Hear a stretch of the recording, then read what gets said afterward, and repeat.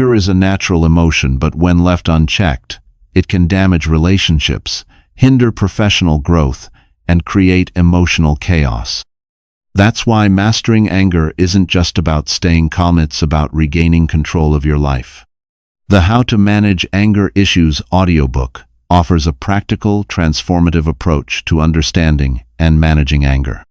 Whether you struggle with outbursts, silent resentment, or internal frustration, this audiobook provides step-by-step strategies to help you stay grounded in high-pressure situations, communicate more effectively, and respond instead of react. It's not about suppressing your feelings, it's about channeling them with clarity and purpose. Learning to manage anger doesn't just improve your mood, it elevates every area of your life. It enhances your emotional intelligence, strengthens personal and professional relationships, and positions you as a calm, decisive leader in a world that often rewards chaos. Real success comes from inner mastery, and that journey begins with emotional control. If you're ready to stop letting anger dictate your outcomes and start living with more peace, focus, and power, this is for you. Welcome to How to Manage Anger Issues, your guide to emotional strength, self-mastery, and lasting success. Chapter 1. Understanding the roots of your anger. Anger is often misunderstood. Most people see it as a problem in itself, something to suppress, hide, or feel ashamed of. But in truth, anger is not the enemy, it's a signal. It shows up when something important to you feels threatened: your values, your boundaries, your sense of fairness, or even your identity. Anger is the emotional alarm system of the mind. It says, something's not right here. And the intensity of your anger often reflects how deeply that thing matters to you. Understanding what anger really means starts with realizing that it is rarely the first emotion you feel. It's often a secondary reaction, a cover for hurt, fear, frustration, guilt, or even helplessness. For example, when someone disrespects you, you might feel small or humiliated first, and then that pain quickly morphs into anger. Your brain chooses anger because it feels powerful. It gives you energy. It makes you feel in control even when you're not. But if you never pause to recognize what's beneath your anger, you risk letting it control you. You react, not with clarity, but from the adrenaline rush of a threat response. That's when words become weapons and relationships suffer. That's when you say things you regret. That's when you lash out, walk out, or shut down, all in the name of protection, when what you really needed was understanding. Anger also shows up when expectations are violated. You expected someone to treat you a certain way. You expected a different outcome. You expected to be heard, respected, appreciated, and when that doesn't happen, anger arises to defend your unmet need. That's why people often get angrier at those closest to them. The expectations are higher. But here's the truth. Anger is not a bad emotion. It becomes destructive only when it goes unexamined or unmanaged. Managed well, anger can be productive. It can spark necessary conversations. It can drive change. It can help you protect yourself and others in a healthy way. The goal isn't to eliminate anger, but to understand it, to read it like a message, not treat it like a problem. When you get curious about your anger instead of controlled by it, you begin to regain your power. You can ask, what am I really feeling right now? What value of mine was just crossed? What outcome did I expect that didn't happen? Is this truly about the present moment, or is it echoing something from my past? These questions don't erase the anger, but they soften it. They allow you to see it clearly instead of being blinded by it. And that clarity is the first step toward managing your anger, not by stuffing it down, but by transforming it into something useful. In the end, anger shows up to protect you. But it's up to you to decide whether it becomes a tool for awareness or a weapon of destruction. That choice starts with understanding what it really means. The hidden triggers that hijack your emotions. Hidden triggers are the silent culprits behind most emotional outbursts, especially anger. These are the internal tripwires, deeply embedded beliefs, unhealed memories, and unconscious fears that quietly sit beneath the surface of your awareness. And when the right moment hits, they erupt not because of what's happening now, but because of what it reminds you of. That's why some situations cause you to overreact. You're not just reacting to this moment. You're reacting to every similar moment that came before it. A hidden trigger can be as simple as a tone of voice, a certain word, or a dismissive gesture. Someone rolling their eyes might instantly enrage you, not because of that single act, but because, long ago, being ignored made you feel invisible or powerless. Without realizing it, your brain links that past pain to the present situation and sends your nervous system into defense mode. You feel disrespected, you tense up, you snap, all within seconds. These emotional hijackings are rarely logical, but they are deeply real.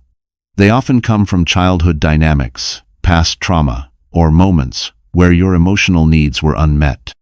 Maybe you learned early on that speaking up got you punished, so now you explode just to be heard.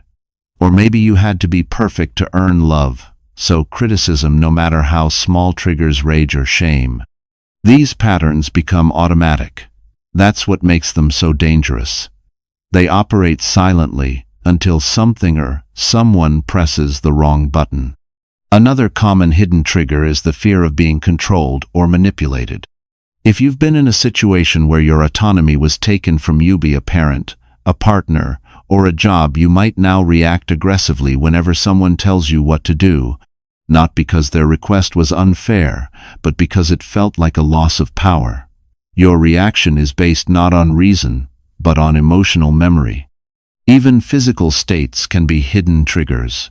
Being overly tired, hungry, or stressed lowers your emotional threshold. What you might normally brush off suddenly feels unbearable. Your mind becomes more reactive. That's why taking care of your body is essential to emotional regulation. It reduces the number of times your emotions get hijacked simply because your system is exhausted. The most effective way to take control of these hidden triggers is to uncover them. Start noticing your patterns. What kinds of situations consistently set you off? What types of people make you feel small, defensive, or angry? Trace those reactions backward. Ask yourself, where have I felt this before? The goal isn't to blame the past, it's to understand it, so it doesn't own you. Journaling can help you map out your triggers and their emotional roots. Therapy, coaching, or even open conversations with trusted people can also help bring your blind spots into the light. The more awareness you have, the less power those old patterns hold. Because here's the truth. Your emotions don't just come out of nowhere. They are messengers. And if you don't understand what's triggering them, they will continue to hijack your responses, sabotage your relationships, and leave you feeling like you're always on edge. But once you name your triggers, you can reclaim your power and respond with clarity instead of chaos. The 5-second cool-down trick, used by therapists. The 5-second cool-down trick is a deceptively simple, yet incredibly effective method that therapists and emotional regulation coaches often recommend to stop anger from spiraling out of control. It's not magic. It's neuroscience. And once you understand how it works, you can use it to interrupt reactive behavior, think more clearly, and choose how you want to respond, rather than letting anger choose for you. Here's the heart of it. When you feel anger rise, your chest tightening, your jaw clenching, your voice getting louder, you're entering what's called an amygdala hijack. This is when your brain's emotional center, the amygdala, overrides your rational brain, the prefrontal cortex. In that moment, you're not thinking clearly. You're acting on instinct, often in ways that feel good short-term but hurt long-term. That's where the 5-second cool-down comes in. As soon as you notice yourself getting heated, pause, not for a minute, not even 30 seconds, just 5. Take 5 slow, intentional seconds to do nothing but breathe and be aware. Inhale slowly through your nose. Hold for a beat. Then exhale through your mouth. That's 1 cycle. In just those 5 seconds, your nervous system begins to shift out of fight or flight mode and into a calmer, more centered state. Your brain starts to re-engage the logical part that's capable of empathy, reflection, and better decisions. You may not feel like 5 seconds can change anything, but it can. Because those 5 seconds are not about stopping the emotion. They're about creating space between the emotion and your reaction. Most damage in communication happens in the space where no pause existed. Words get thrown like weapons. Doors get slammed. Trust gets broken. But a 5-second breath creates a wedge. It lets you slow down just long enough to ask yourself, what do I really want to happen here? Therapists teach this trick because it retrains the brain to associate intense emotion with pause rather than reaction. Over time, your default response to anger becomes more measured. You build emotional resilience not by suppressing anger, but by giving yourself room to choose what happens next. This technique is also powerful because it's portable. You can do it in a conversation, during a meeting, at home with family, or even when you're alone and spiraling in your own thoughts. No one needs to know you're doing it. And it takes less time than it would to send a regrettable text, raise your voice, or storm out of the room. The 5-second cool down isn't about avoiding hard emotions. It's about mastering the moment they arise. It's a micro-intervention with macro impact. Because when you start responding instead of reacting, you regain control not just of the moment, but of your entire emotional life. And that's when real change begins. How your past shapes your present reactions. Your past isn't just behind you, it's wired into you. Every intense moment, every unresolved wound, every time you felt powerless, ignored, or unsafe, leaves a mark. These moments don't just become memories, they become patterns, and those patterns shape how you interpret, feel, and respond to situations today, especially when it comes to anger. If you were raised in an environment where anger was explosive, unpredictable, or frightening, you may have learned to associate anger with danger. As a result, you might either overreact at the slightest sign of conflict or shut down completely, avoiding confrontation at all costs. On the other hand, if you grew up in a household where anger was constantly suppressed, where good people didn't get mad, you may now feel ashamed when you feel angry, even when it's justified. Either way, your past is teaching your present how to feel. It often happens without your conscious awareness. Someone raises their voice, and suddenly your heart races, not because of them specifically, but because your body remembers being yelled at when you were too young to defend yourself.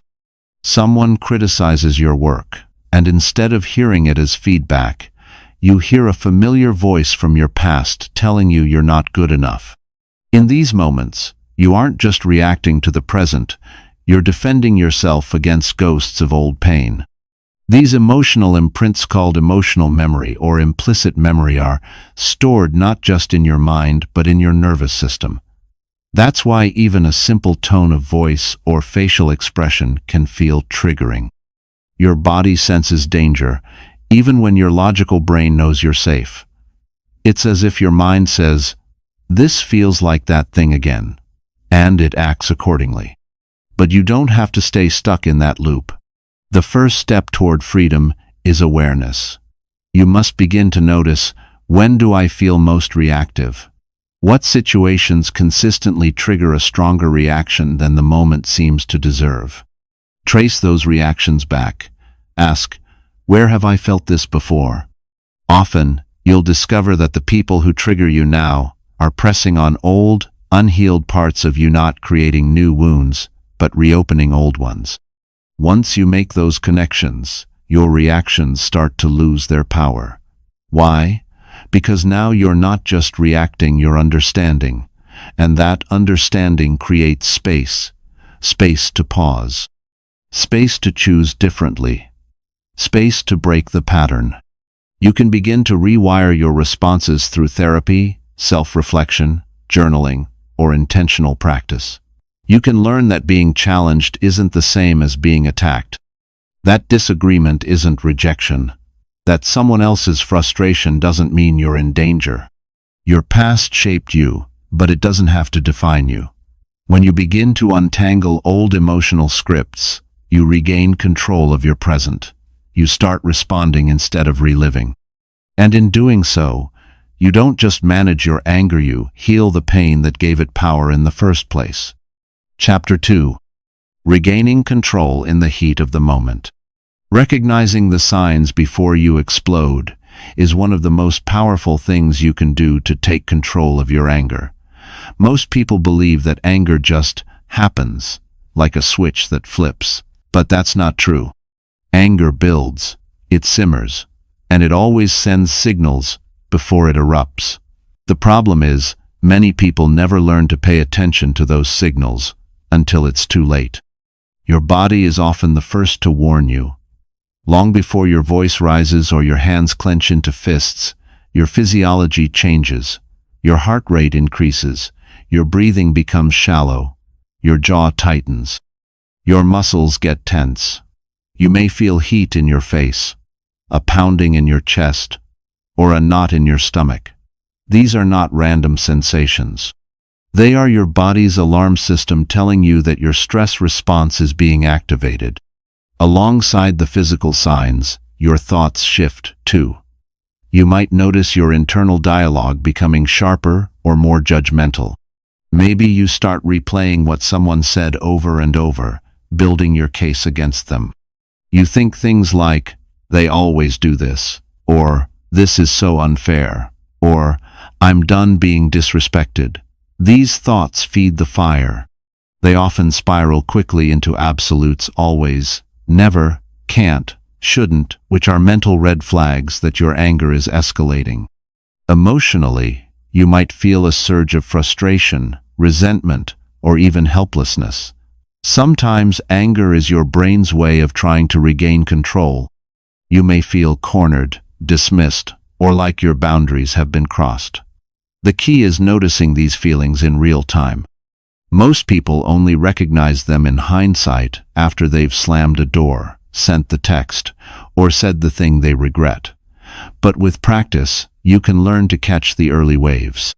One helpful technique is to create a personal anger scale. On a scale of 1 to 10, where 1 is calm and 10 is full-blown rage, ask yourself, where am I right now? If you can catch yourself at a 5 or 6, you can still de-escalate. You still have access to choice. But if you wait until you're at an 8 or 9, you're likely to be in reactive mode, too flooded to think clearly.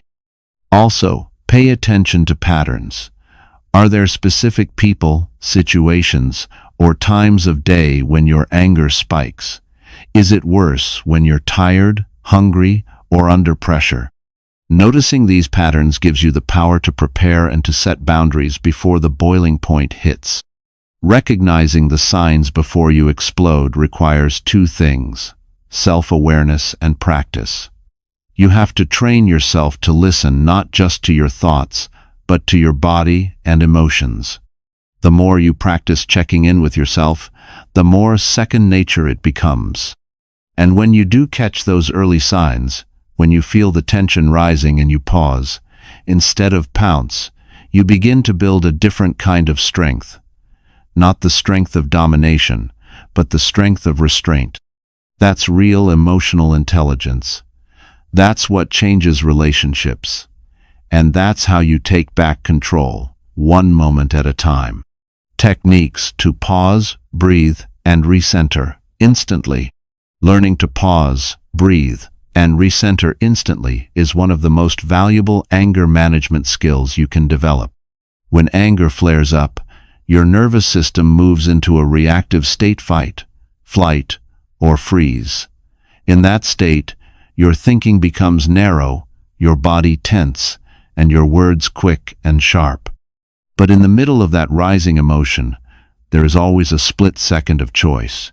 It's small, but it's powerful. And that's where these techniques come in. The first technique is intentional breath control. It sounds simple, but when done deliberately, it can flip your nervous system from reactive to calm in seconds. A powerful method is the 4-7-8 technique. Inhale through your nose for 4 seconds, hold for 7 seconds, and exhale slowly through your mouth for 8 seconds. That long exhale is key. It signals to your brain that you're not in immediate danger. Even doing this for just 2 cycles can drastically reduce physical tension and clear mental fog. Another effective method is name and label. The moment you feel anger rising, mentally say to yourself, "I'm feeling angry," or "This is frustration." Neuroscience shows that simply naming an emotion helps to regulate it. It moves the experience out of the limbic system, the brain's emotional center, and into the prefrontal cortex, where you can make better decisions. This tiny act of labeling gives you space between stimulus and response. Grounding through the senses is another quick way to recenter. When anger escalates, your thoughts race, and your body feels hijacked. You can interrupt that by bringing your attention back to your physical environment. Focus on 5 things you can see, 4 you can touch, 3 you can hear, 2 you can smell, and 1 you can taste or imagine tasting. This sensory scan pulls you out of your head and into the present moment, instantly calming your nervous system. Change your posture. Your body stores emotion, and sometimes shifting it can release tension. If you're sitting and feeling trapped or overwhelmed, stand up, stretch, shake your arms out, roll your shoulders. Movement sends a message to your brain that you're not frozen. Even stepping out of the room for 30 seconds can reset your mental state and give you space to cool down. Use a personal mantra. When you sense yourself slipping into reaction mode, have a short, calming phrase you repeat mentally. Breathe and choose. "This moment will pass," or "I respond, I don't react." These mantras anchor you to your values and interrupt destructive patterns before they take over. Practice micropauses in everyday life. Before responding to a difficult message, before reacting in a conversation, or before acting on irritation, pause.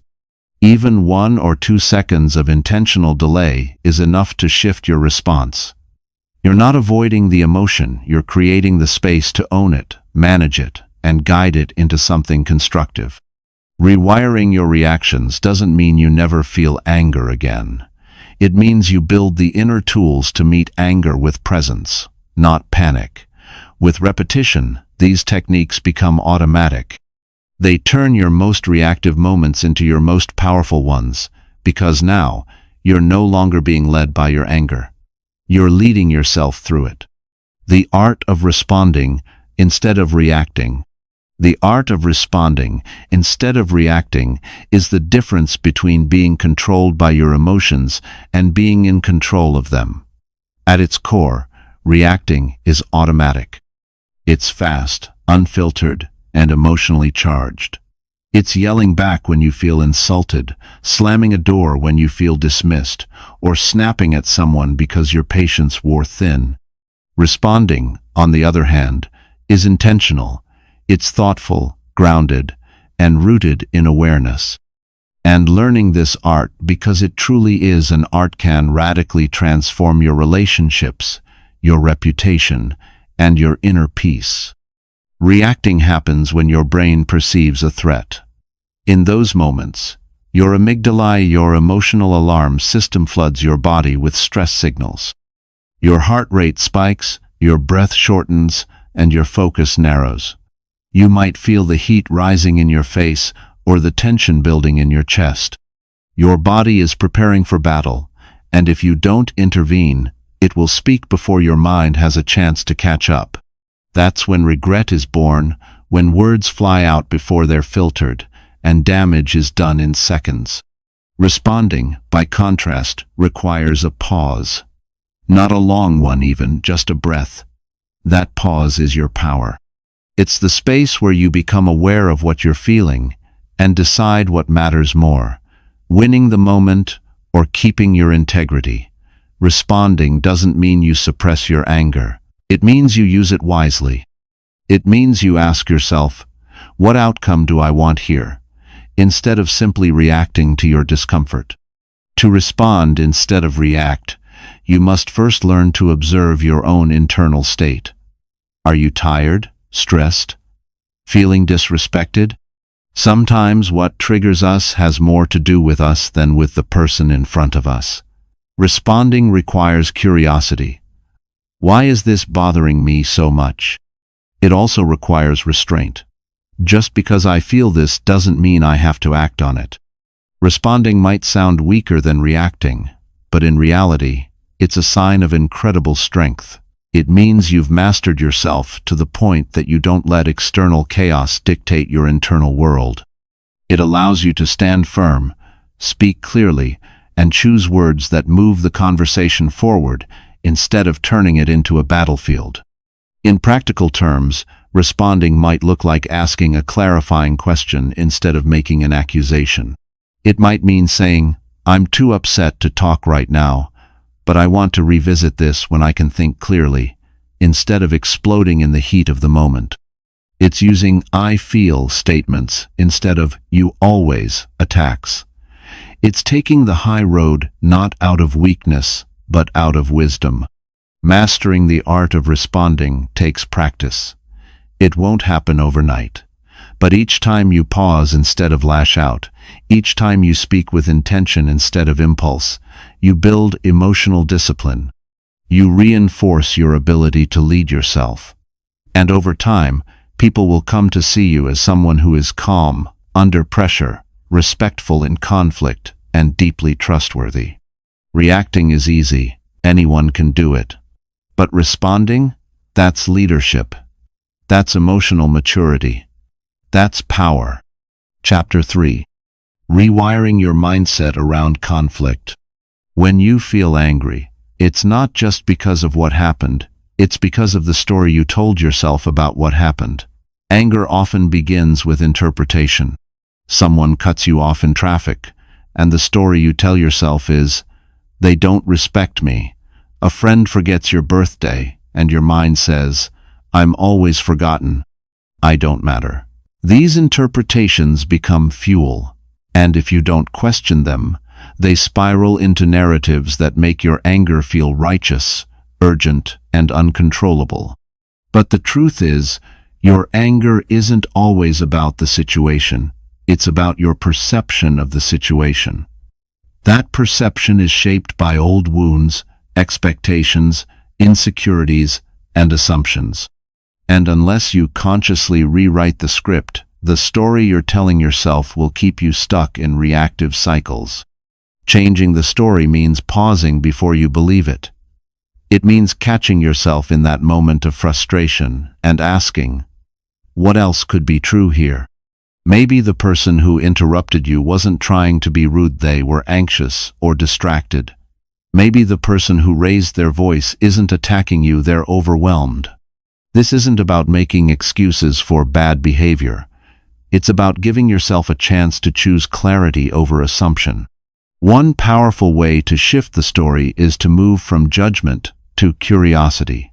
Instead of saying, "They're just disrespectful," try asking, "What might be going on with them?" That small shift softens the edge of your anger. It creates space between the trigger and your reaction. It reminds you that not everything is personal even when it feels that way. Another technique is to speak the story out louder, write it down. Often, when you actually hear or read your own inner monologue, it becomes obvious how exaggerated or harsh it sounds. They never listen. I'm always the one who gets hurt. Everyone's out to get me. Seeing these words outside your head helps you challenge them. Is it really never? Is it everyone? Is this a pattern or a moment? You can also reframe your self-talk in real time.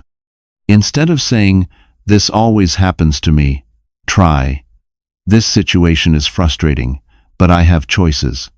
Instead of, They made me feel this way. Try. I feel angry, and I get to decide what I do with it. These aren't just nicer thoughts. They're empowering ones. They move you from being a victim of your emotion to being the author of your response. Anger is not inherently wrong. It can be a signal that something matters, that a boundary's been crossed, or that something needs to change. But when your anger is driven by false or unchecked narratives, it becomes destructive rather than constructive. You don't need to silence your anger. You need to understand it. And that starts with challenging the stories that shape it. The stories you tell yourself determine how you feel, and how you feel determines how you act. So if you want to change your actions, begin with your stories. Make them truer. Make them kinder. Make them clearer. Because the moment you take control of your internal narrative, you begin to take control of your life. Reframing blame, judgment, and assumptions. Blame, judgment, and assumptions are reflexive habits of the mind when anger is triggered. They provide a false sense of clarity and control, something to point at, someone to hold responsible, a quick answer to discomfort. But they often distort reality, destroy communication, and deepen emotional wounds. To truly manage anger and build healthier relationships, you must learn to reframe these automatic responses. That means pausing, stepping back, and choosing a different lens zone that leads to understanding rather than escalation. Blame is seductive because it shifts all responsibility outward. When you're angry, it feels easier to say, "They made me feel this way," than to examine your own reactions. But blame is a trap. It makes you powerless. It tells your nervous system, "As long as they're the problem, I can't feel better." That keeps you stuck. Reframing blame means shifting your focus from fault to impact. Instead of, "You made me mad," try, "When that happened, I felt disrespected." That language owns your emotions without assigning moral failure to someone else. It invites dialogue, not defense. Judgment is the mind's attempt to simplify and label. "They're selfish. He's just toxic. She always does this." These judgments feel satisfying in the short term, but they kill curiosity. And without curiosity, there's no path to resolution, only distance and resentment. Reframing judgment means getting beneath the label. Instead of calling someone lazy, ask, what might be keeping them stuck?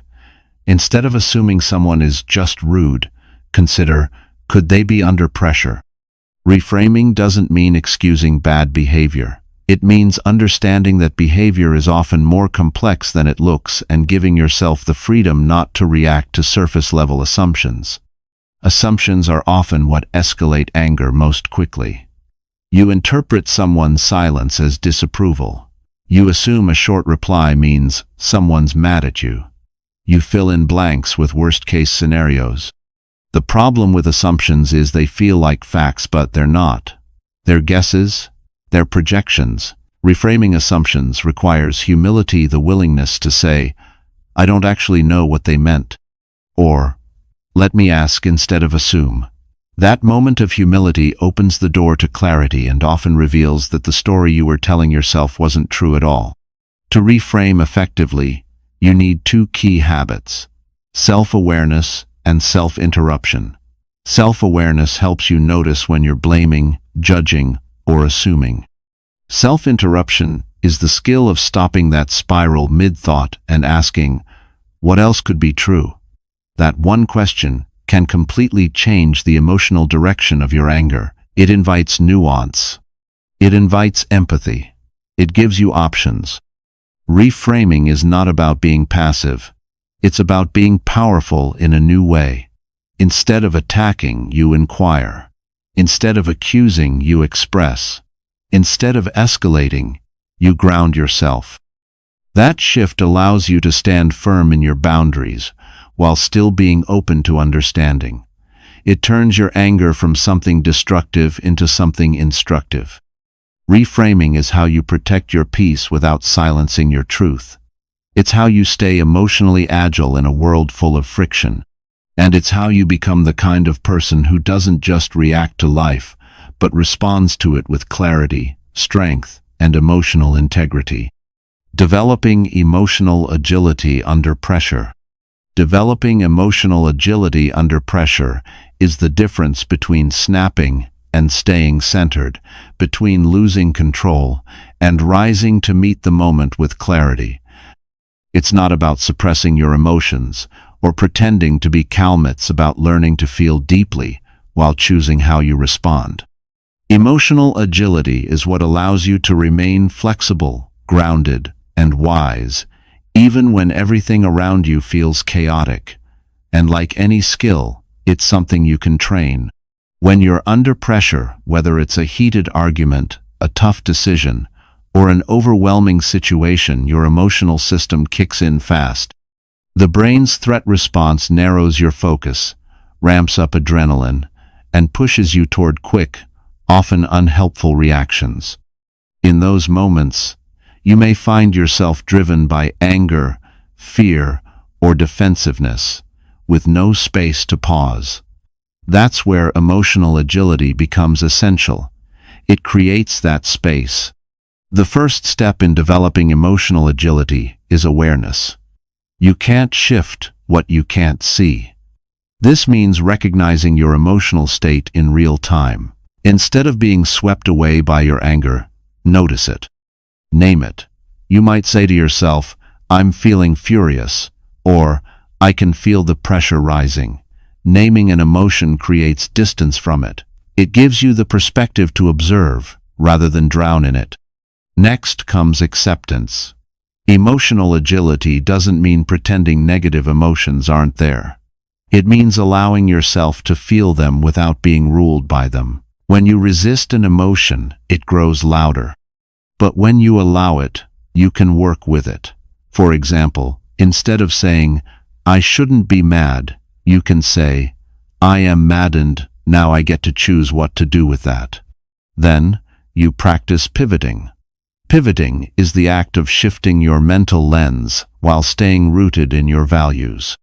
If you're furious because someone dismissed your idea, the agile response isn't to lash out, it's to pause, breathe, and ask, "What outcome do I want here?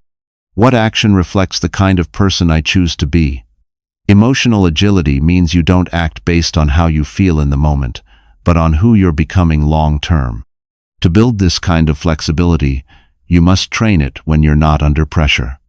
Daily practices like journaling, breathwork, mindfulness, and scenario rehearsal help condition your nervous system.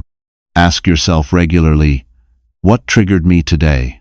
or "Where could I have responded instead of reacted?" These reflections strengthen your internal awareness, so you're better prepared when the pressure hits. Another powerful tool is values anchoring. When you're in the middle of emotional tension, come back to what matters most: respect, clarity, dignity, courage. Ask yourself, "What would integrity do right now?" Or, "If I were watching myself, would I be proud of how I'm handling this?" Those questions reconnect you to your core, even in the storm. Emotional agility doesn't make you perfect. It makes you adaptive. It lets you bend without breaking, speak without wounding, and lead yourself with grace under fire. It helps you become someone who isn't derailed by pressure, but refined by it, and in a world that constantly tests your patience, presence, and power, emotional agility is not just helpful, it's essential. Chapter 4. Practical tools for long-term anger management. Daily habits that reduce irritability and tension are essential for maintaining emotional balance and improving overall well-being. Stress, frustration, and irritability often build up over time, fueled by a lack of self-care, chronic pressure, or negative thought patterns. But by consciously integrating certain habits into your routine, you can effectively lower the intensity of these emotions and create a foundation of calmness and resilience. One of the most impactful daily habits is mindfulness. Taking just a few minutes each day to check in with your breath, body, and thoughts can help you become more aware of when tension is building and where it's coming from. Mindfulness helps you detach from your reactions and view them with curiosity instead of judgment. This awareness allows you to catch irritation before it escalates, giving you the chance to reframe it or simply acknowledge it without reacting.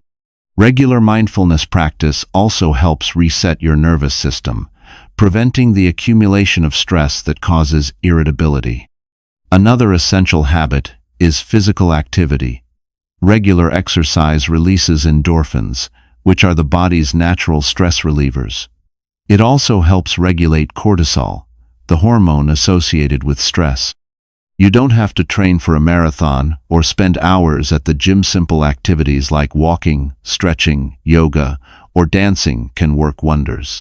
When you make movement part of your daily routine, your body becomes better equipped to handle physical and emotional stress, reducing the likelihood of irritation building up.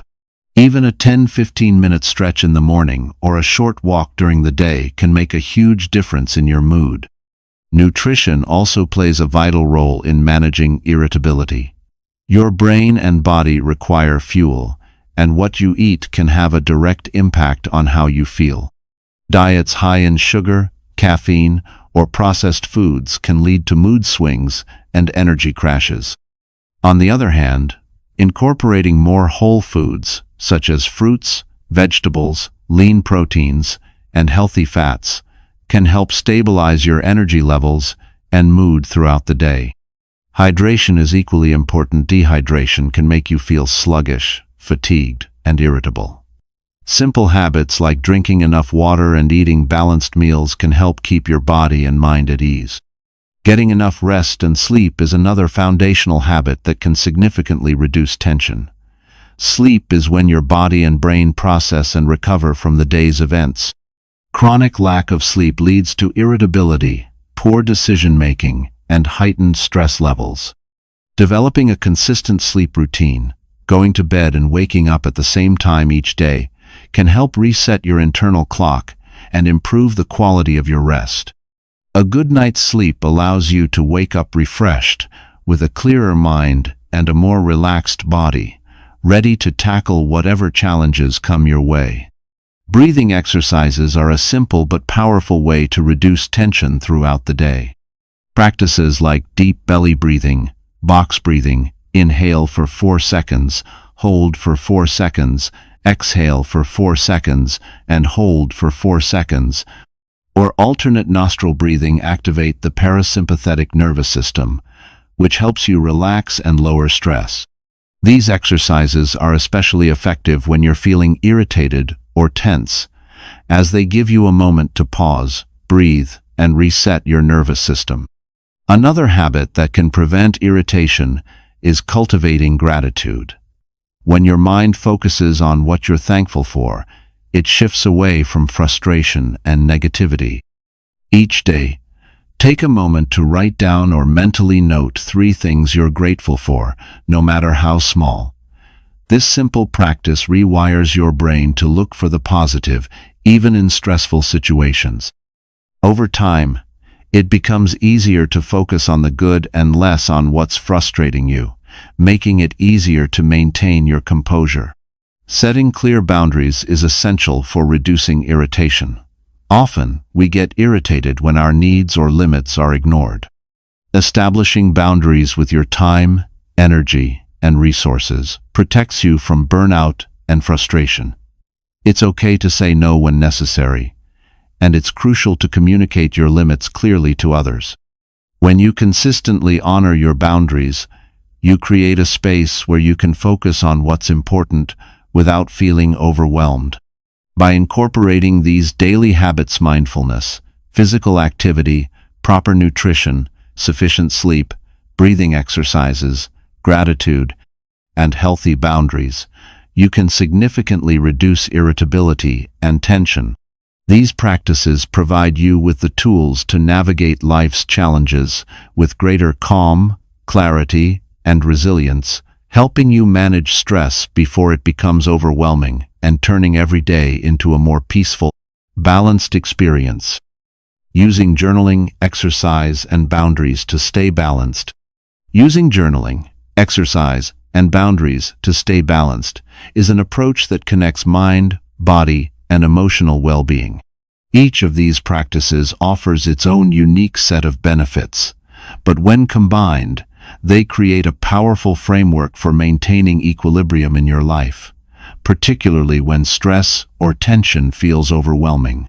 These tools help you manage your emotional state, release built-up pressure, and set clear limits to protect your mental health.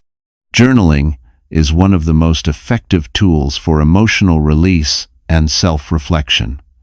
It allows you to process your thoughts and emotions on paper, giving you an outlet for what might be building up inside. The act of writing helps externalize your internal world, which can be incredibly relieving when you feel overwhelmed. Journaling doesn't need to be structured or formal. You don't need to worry about grammar or style just right. You might start by expressing your frustration, anxiety, or sadness. Let it flow out of you. Often, simply writing down what's bothering you allows you to view it from a different perspective and break down what seemed like insurmountable issues into manageable thoughts. When you write about your feelings, it's easier to understand their source and begin to identify patterns or triggers. It also allows you to reflect on solutions, making you feel more in control. Exercise, in turn, complements journaling by addressing your physical state. When you're stressed or emotionally overwhelmed, your body holds that tension. Physical activity helps release that pent-up energy and stress. It doesn't matter what form of exercise you choose, whether it's a run, yoga, dancing, swimming, or even a brisk walk. Exercise boosts endorphins, the body's natural mood elevators, which help combat feelings of irritability or low energy. Beyond the physical benefits, exercise also gives your mind a break. When you're engaged in physical activity, you focus on your body and the movements, taking your attention away from the swirling thoughts that might be contributing to your stress. This mental reset gives you the clarity to return to your challenges with a fresh perspective. Additionally, regular exercise builds physical strength and resilience, which translates into emotional strength, making you more capable of handling life's stressors in a calm, grounded way. Boundaries are the third pillar in staying balanced. Without clear boundaries, your energy and time are constantly pulled in different directions, often leading to burnout, resentment, and emotional depletion. Boundaries protect your emotional and physical well-being by defining what is acceptable and what is not. They help you communicate your needs to others and ensure that you have the space and time to care for yourself. Setting boundaries might mean saying no to requests that drain you or prioritizing time for self-care, even when others might expect more from you. It might mean setting clear limits at work or with relationships, ensuring that your needs are respected and that you aren't overextending yourself. By maintaining these limits, you create an environment where you have the energy and mental space to focus on what truly matters to you. Healthy boundaries foster a sense of control and reduce feelings of frustration or being overwhelmed. Together, journaling, exercise, and boundaries create a harmonious system for staying balanced. Journaling helps you clear the mental clutter, exercise releases the physical tension, and boundaries ensure that you're not giving away your energy in ways that deplete you. When you implement these practices consistently, you're better equipped to handle life's challenges with calmness and resilience. You'll find yourself less likely to react impulsively to stress, better able to prioritize your needs, and more in tune with your emotions. The balance you create through these tools isn't just about managing stress, it's about reclaiming your personal power and living in a way that feels aligned with your values and well-being. Building a personal anger management toolkit. Building a personal anger management toolkit is a proactive, empowering approach to handling the emotions that arise when you're under stress, feeling wronged, or confronted by conflict. Rather than waiting for anger to escalate to a boiling point, this toolkit equips you with specific strategies, tools, and techniques you can draw on at any time to maintain control and respond in a balanced, healthy way. The foundation of an effective anger management toolkit is awareness. Understanding that anger is a normal, natural emotion helps take the shame out of it. But anger becomes problematic when it's left unchecked, allowed to fester, or expressed in ways that hurt relationships or yourself. The first tool in your toolkit is the ability to recognize the early signs of anger before it escalates. Learning to notice when your body tightens, your thoughts race, or your tone sharpens gives you the opportunity to intervene before your anger takes over. This awareness is the first line of defense. Once you can recognize the signs, breathing techniques are one of the simplest yet most effective tools for immediate anger management. Deep breathing helps reset your nervous system and lowers the physical tension that anger creates. You can practice simple techniques, like inhaling deeply for a count of 4, holding for 4, and exhaling for 4. This technique engages the parasympathetic nervous system, calming your body and giving your mind time to catch up. Another breathing exercise is to inhale deeply through your nose, hold for a few seconds, and exhale slowly through your mouth. This process helps slow your heart rate and prevent rash decisions. Mindfulness is another powerful tool in your anger management toolkit. Mindfulness encourages you to be present in the moment and observe your feelings without judgment. By taking a few moments to acknowledge your emotions without reacting, you gain the clarity to make better choices. A mindfulness practice could be as simple as noticing your anger without judgment. I'm feeling angry, and that's okay. Let me take a moment to understand why. It's about creating a mental space between the stimulus, the trigger, and your reaction, allowing you to respond thoughtfully. Cognitive reframing is another tool that helps shift your perspective. Anger often stems from a distorted interpretation of events.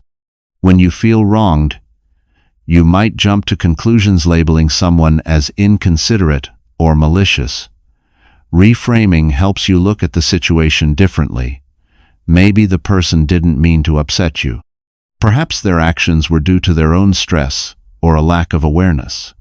By changing your thought patterns, you can reduce the intensity of your anger and gain a more balanced perspective. For example, if a colleague interrupts you in a meeting, instead of thinking, "They're rude and don't value what I'm saying," try reframing it as, "They might be feeling rushed or passionate about their point. Let's work through this calmly." Timeouts or breaks are an essential part of any anger management toolkit. Sometimes the best thing you can do when you feel your temper rising is to walk away. Giving yourself physical and emotional distance from the situation prevents further escalation. It's not about avoiding the issue, it's about creating a moment where you can regain composure. This timeout allows you to process your emotions, understand what's triggering you, and come back to the situation with a clearer mind. Even a quick walk, a few minutes of stretching, or retreating to a quiet space can make a world of difference. Another tool in your anger management toolkit is assertive communication. Anger is often a result of feeling unheard or misunderstood. Learning to communicate your feelings in a clear, respectful way can prevent frustration from building up. Instead of bottling up your anger or lashing out, assertively expressing your feelings helps you assert your needs while also respecting the needs of others. An "I feel" statement, such as, "I feel frustrated when I don't get the chance to speak," can help express your emotions without blaming or accusing the other person. This technique fosters open communication and reduces the chances of resentment building. Self-care plays a crucial role in anger management. When you're physically drained, emotionally overwhelmed, or mentally exhausted, your tolerance for frustration is much lower. Taking care of yourself through exercise, sleep, relaxation techniques, or hobbies gives you a foundation of calm. It's harder to stay calm and composed when you're running on empty, so building habits that prioritize your well-being ensures that you're more equipped to handle challenges with grace. Reflection is an important part of your toolkit. After you've navigated a difficult situation, take time to reflect on your reaction. What worked well?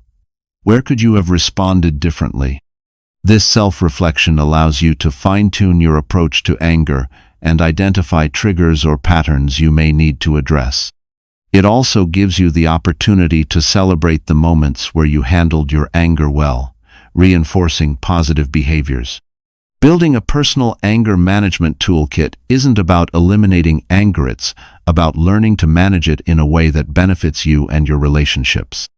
By developing self-awareness, practicing mindfulness, breathing techniques, reframing, and setting healthy boundaries, you can transform how you experience and express anger.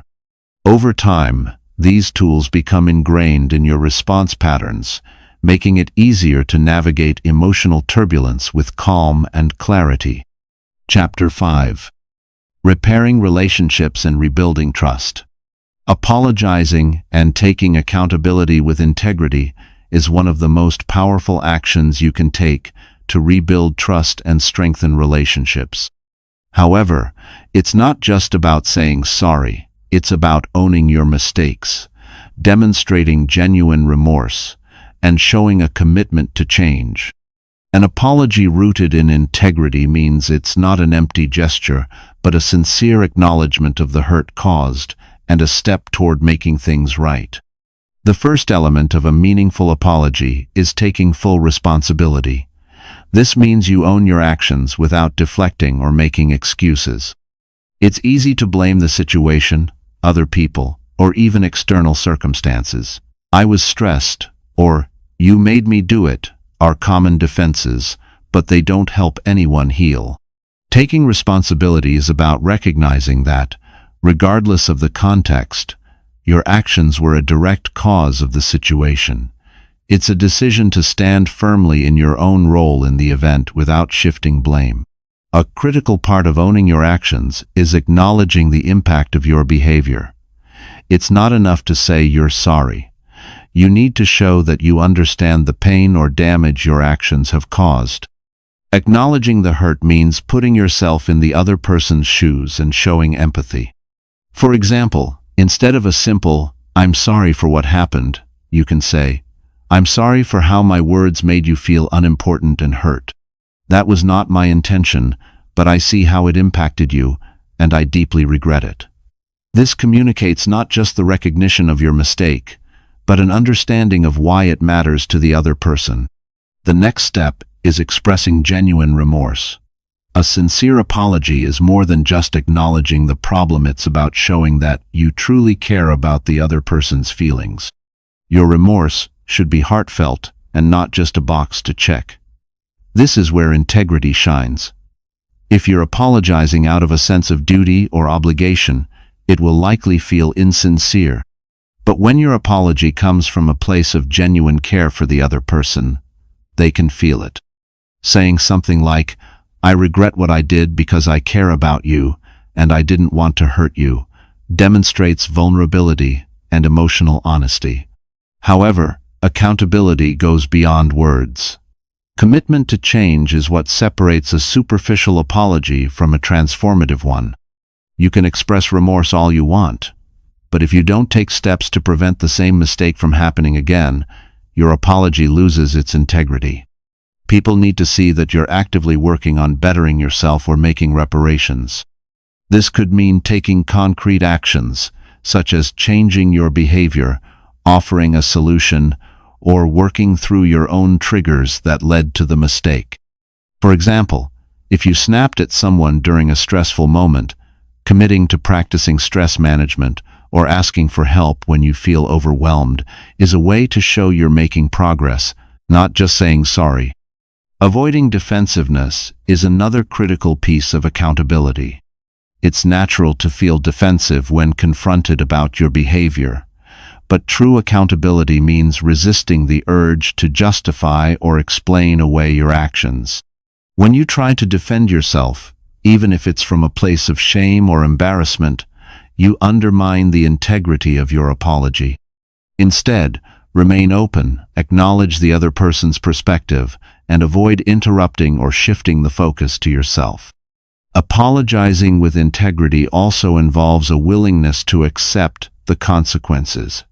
Sometimes, apologies come with repercussions. Trust may need to be rebuilt, or someone may need time to process what happened. Accepting these consequences without arguing or complaining shows maturity. It communicates that you value the relationship enough to allow the other person to express their feelings and to move through their healing process in their own time. Follow-through is key. An apology should be followed by consistent behavior. Without this, it can feel like empty words. If you apologize for being late consistently but don't make an effort to change your habits, the apology loses its meaning. People remember actions far longer than they remember words. And if you consistently demonstrate that you've learned from your mistakes, it reinforces the authenticity of your apology and builds trust over time. When you apologize and take accountability with integrity, you not only repair the relationship with the other person, but you also rebuild your own sense of integrity. You prove to yourself that you are capable of owning your mistakes, showing humility, and making amends. Apologies are not signs of weakness. They are acts of strength and maturity, showing that you are willing to do the work needed to create healthier, more authentic connections. Rebuilding connection after conflict without shame. Rebuilding connection after conflict without shame is about approaching the situation with emotional clarity, humility, and a willingness to grow, rather than allowing shame to cloud the resolution process. Conflict, by nature, creates emotional distance. It can cause hurt, confusion, and a breakdown in communication. But when handled properly, conflict can be an opportunity for growth, not just for the individuals involved, but for the relationship itself. The key to rebuilding connection is learning to face the aftermath without shame, without turning inward and feeling like you're irreparably flawed. Shame can be an immediate response after conflict. You might feel embarrassed about what you said or did, or guilty for letting the situation escalate. It's natural to want to avoid the discomfort of shame, but it often leads to self-blame or withdrawal. When you allow shame to take over, it can cause you to become defensive, withdraw, or make excuses for your actions. Instead of focusing on resolving the issue, you're caught in a spiral of negative self-judgment. This emotional state only deepens the rift between you and the other person, as it becomes more about your own discomfort than the problem at hand. The first step in rebuilding connection without shame is to recognize that mistakes are part of being human. Everyone has moments where they act impulsively, react emotionally, or say things they don't mean. Conflict is inevitable in relationships. What matters is how you approach the aftermath. Rather than retreating into shame, approach the situation with self-compassion. Recognize that you are capable of mistakes, but also of change and growth. By treating yourself with kindness, you're in a better position to treat others with the same empathy. Once you've shifted away from self-judgment, the next step is to acknowledge the impact of the conflict, both on yourself and the other person. It's important to take ownership of your role in the situation without wallowing in guilt. You don't have to be perfect, but you do need to be honest. For example, instead of just saying, "I'm sorry you're upset," take responsibility by saying, "I see how my words hurt you, and I regret saying them." This shows emotional maturity and responsibility without letting shame control the narrative. It invites understanding and sets the tone for mutual resolution. When you are able to speak openly and vulnerably, it paves the way for the other person to do the same. Conflict often involves an imbalance of emotion, frustration, fear, which can cause people to shut down or withdraw. To rebuild connection, It's important to express your feelings in a way that is clear and non-accusatory. Instead of saying, "You always do this," try framing it as, "I felt hurt when this happened." This type of communication reduces the chance of triggering defensiveness and opens up space for dialogue. By expressing your feelings without blame or shame, you invite the other person to share their perspective as well, which is critical for healing. Also, recognize that forgiveness is a process, not an event. Whether it's forgiving the other person or seeking forgiveness for your actions, healing takes time. It's essential to give each other the space to process and reflect on the situation without rushing toward resolution. While apologies can help, trust is rebuilt through consistent behavior. You cannot rush the process of rebuilding trust and connection. It requires patience and ongoing effort. Sometimes, simply allowing the other person to feel their emotions without trying to fix them can be an important part of the healing process. In addition, focus on how to move forward together. Rebuilding connection after conflict isn't just about resolving the immediate issue. It's about learning from the experience and strengthening the relationship for the future. Ask yourself and the other person, what can we do differently next time? How can we communicate better when things get tense?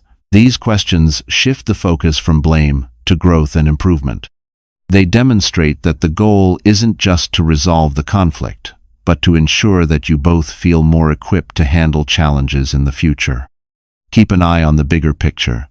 Conflict can be a temporary disruption, but it doesn't define the entire relationship.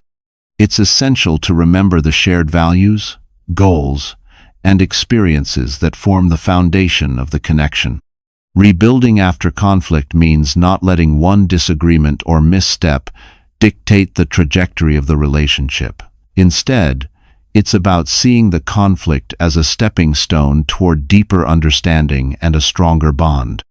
Rebuilding connection without shame takes courage, vulnerability, and patience. It's not about avoiding discomfort or hiding from the aftermath of conflict. It's about taking responsibility for your part, being open to growth, and allowing space for both yourself and the other person to process the situation without guilt or defensiveness.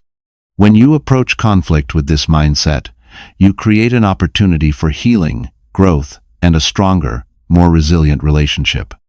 Turning anger into growth, strength, and emotional maturity. Turning anger into growth, strength, and emotional maturity is a transformative process that allows you to harness the energy of your anger for positive change rather than letting it control you. Anger, when properly understood and managed, can be a powerful motivator for personal growth. Rather than seeing anger as something to suppress or deny, you can learn to use it as a tool for self-awareness, self-improvement, and resilience. The first step in transforming anger into growth is understanding that anger, at its core, is a response to unmet needs, injustice, or frustration. It is a natural emotion that signals something isn't right. Often, anger arises when we feel threatened, disrespected, or powerless.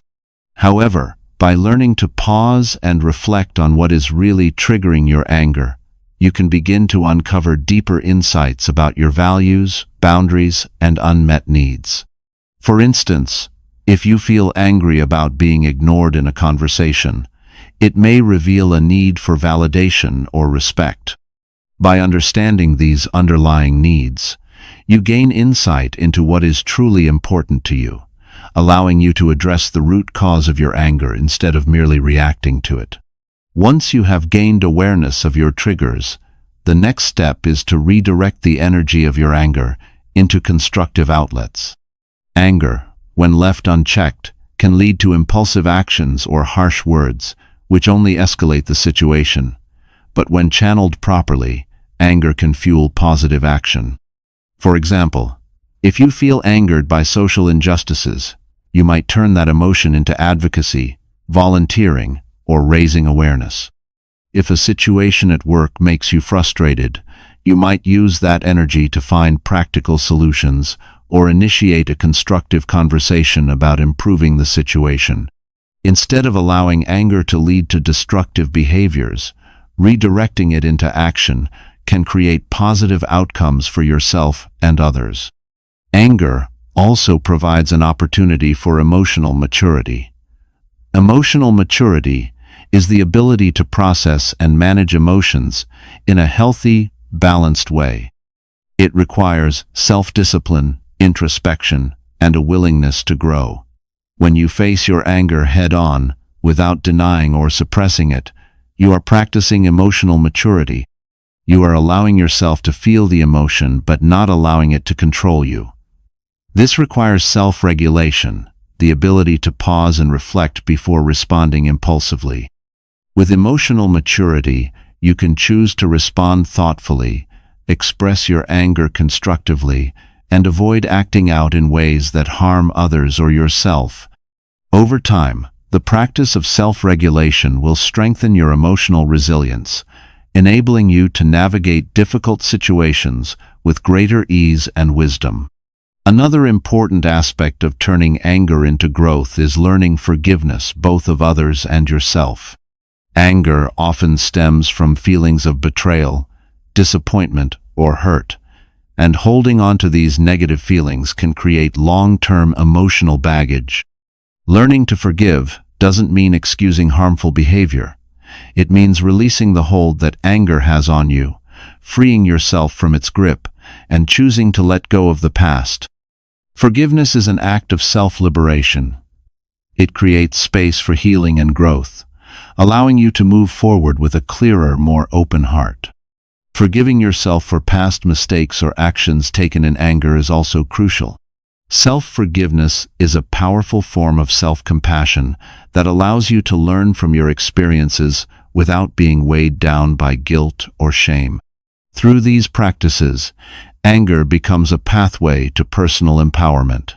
By facing and managing your anger with awareness, intention, and maturity, you begin to understand yourself more deeply. You build resilience in the face of challenges and strengthen your ability to navigate difficult emotions without being consumed by them. As you develop this emotional strength, you start to realize that anger, in itself, is not something to be feared or avoided. It is simply a signal, a tool that can either pull you into unhealthy cycles or propel you into growth and self-discovery. Turning anger into growth, strength, and emotional maturity is about transforming a negative energy into a force for good. It's about using anger as a mirror, reflecting on what it reveals about your values and needs, and using that insight to foster positive change. It's about gaining the courage to face uncomfortable emotions and learn from them, rather than letting them define you. When you master the art of turning anger into growth, you unlock a deeper level of emotional intelligence that not only helps you cope with life's challenges, but also helps you grow into a stronger, more resilient, and more compassionate person.